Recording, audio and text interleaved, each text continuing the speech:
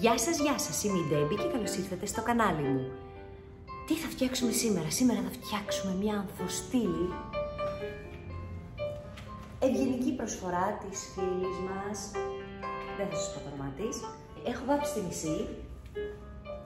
Ο τρόπος που εφάρμοσα το μαύρο χρώμα, το Βερολίνο, είναι ανάγλυφος. Γιατί θα σας δείξω ακριβώς πώς γίνεται. Να βάψετε, πώς μπορείτε να βάψετε με το χρώμα κυμολίας και να είναι ανάγλυφο το αποτέλεσμά σας. Δεν ξέρω ακριβώς ποιο θα είναι το αποτέλεσμα, όμως ελπίζω να βγει κάτι πολύ ιδιαίτερο και δεν ξέρω, θα δούμε. Λοιπόν, όλα τα προϊόντα όπως πάντα θα τα βρείτε κάτω από το βίντεο στην περιγραφή, εκεί που λέει εμφάνιση περισσότερων. Κάντε like, subscribe, κοινοποίηση, πατήστε και το καμπανάκι να σας έρχονται ενημερώσεις για κάθε καινούριο βίντεο. Και πάμε να δούμε πώς θα καταλήξει αυτή εδώ η ανθοστήλη. Ξεκινάμε με το μαύρο χρώμα. Πάντα βρέχω πριν ξεκινήσω το πινέλο μου με το ψεκαστήρι. Ο τρόπος που εφαρμόζω το χρώμα είναι ταμποναριστά και απλώνω το χρώμα και ξανά ταμποναριστά, έτσι ώστε να αφήνω αρκετό πάχος επάνω στην επιφάνεια. Δεν βάφω ομαλά, δεν θέλω να γίνει λία η επιφάνειά μου. Θέλω να έχει ανάγλυφα και μπορώ να το πετύχω και με το χρώμα κυμολίας. Φυσικά είναι πολύ πιο εύκολο να το πετύχετε αυτό το αποτέλεσμα με ένα παχύ χοντρό πινέλο όπως αυτό που χρησιμοποιώ. Όπως το βλέπετε ανάγλυφο, έτσι θα παραμείνει και όταν θα στεγνώσει. Το ίδιο ακριβώς θα κάνω και στα ποδαράκια, βάφω ακριβώς με τον ίδιο τρόπο ταμποναριστά.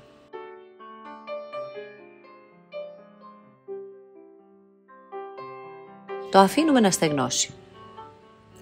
Μέχρι να στεγνώσει, εγώ έχω φτιάξει κάποια καλούπια με πυλό.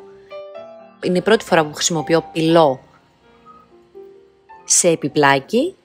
Να δούμε την αντοχή του. Τώρα πάμε να ετοιμάσουμε το μείγμα που θα χρησιμοποιήσω πάνω από το μαύρο. Χρησιμοποιώ τη Magic Dust, νεράκι και χρώμα. Γιατί το κάνω αυτό? Θέλω το χρώμα μου να είναι αρκετά ρευστό και να μου αφήνει πάχος. Γιατί θα χρησιμοποιήσω 3-4 διαφορετικά χρώματα και θέλω να έχουν στρώσεις παχές, χοντρές, έτσι ώστε να μπορώ να ξύσω μετά. Το μείγμα το φτιάχνω περίπου στο μάτι. Δεν μπορώ να σας πω ακριβώς δοσολογίες, σίγουρα όμως πρέπει να είναι νερουλό και θέλει και πάρα πολύ καλό ανακάτεμα, δηλαδή το χρώμα μας στο τέλος πρέπει να τρέχει. Είναι λίγο διαφορετική εφαρμογή από αυτή που σας έχω συνηθίσει με τη Magic Dust, αλλά θέλω να δοκιμάσω να δω εάν θα μου πετύχει αυτό που έχω κατά νου. Αφού το ανακατέψω λοιπόν πολύ καλά, ξεκινάω να το εφαρμόζω στην επιφάνεια. Παχιά στρώση, πολύ σημαντικό να είναι παχιά η στρώση. Δεν έχει σημασία αν θα είναι λίο. Εξάλλου δεν το θέλουμε λίο, θέλουμε να δώσουμε υφές στο αντικείμενο.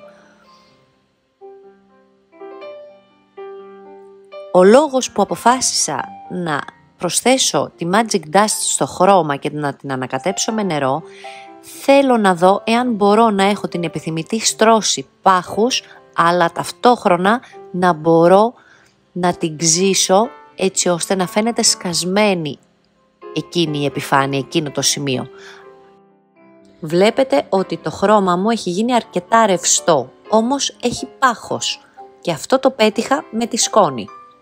Εάν δεν είχα προσθέσει νερό, το μόνο που θα πετύχαινα είναι να κάνω πάστα το χρώμα μου. Έχω φτιάξει και το χρώμα Κοπενχάγη και το εφαρμόζω με τον ίδιο τρόπο, όμως όχι παντού αυτή τη φορά.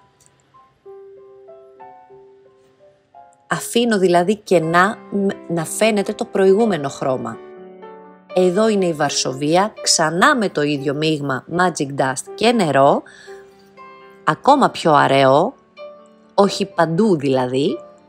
πρέπει να σας πω ότι η αίσθηση του να βάφεις με αυτό το μείγμα είναι ονειρεμένη, είναι σαν να βάφω με βουτυράκι. Και στα ποδαράκια, όπως υποψιάζεστε, αυτά θα είναι τα σημεία που θα ξύσω. Και τώρα είναι η λευκοσία. Εδώ δεν έχω φτιάξει καθόλου μείγμα, απλά εφαρμόζω το κίτρινο πάλι σε ορισμένα σημεία. Τα κομμάτια που βλέπετε και δεν είναι βαμμένα, υπάρχει λόγος που δεν είναι βαμμένα, γιατί το υπόλοιπο έπιπλο το έφτιαξα σε live στο Facebook. Τώρα είναι το τελικό μας χρώμα, είναι η ρόμη και εδώ θα βάψω όλη την επιφάνεια και πάλι φτιαγμένο το μείγμα με τη Magic Dust και το νερό, όμως αυτή τη φορά θα τα καλύψω όλα, δεν θα αφήσω κανένα κενό. Φυσικά, πριν εφαρμόσετε την επόμενη στρώση, η προηγούμενη πρέπει να έχει στεγνώσει πάρα πολύ καλά.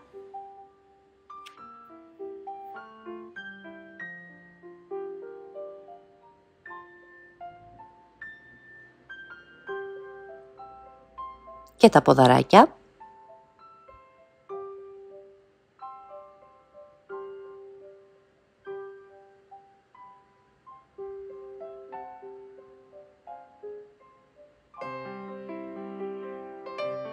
Και τώρα που έχει στεγνώσει, παίρνω μια σπάτουλα και ξύνω στα σημεία που έχουν εξογκώματα. Τα περισσότερα σημεία δε έχουν εξογκώματα με αυτόν τον τρόπο, οπότε ξύνοντας, αυτό που καταφέρνω είναι να φαίνεται η προηγούμενη στρώση και η πιο κάτω στρώση, αλλά με έναν τρόπο πιο άγριο, όχι τόσο λίο, είναι όλο ανάγλυφο.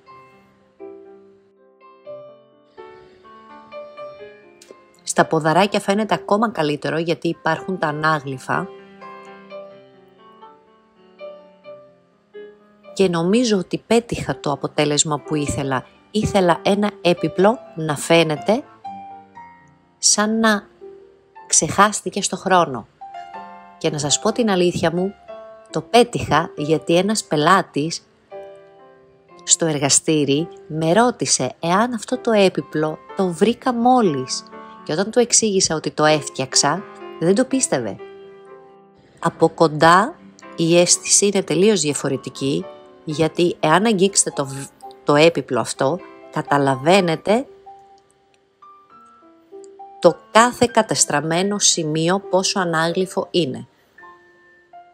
Θα το κλειδώσω με κερί μόνο, γιατί θέλω να παραμείνει ματ, να μην φαίνεται τίποτα, και είναι έτοιμο. Ευχαριστώ πολύ που με παρακολουθήσατε και θα σας δω την επόμενη φορά. Γεια σας!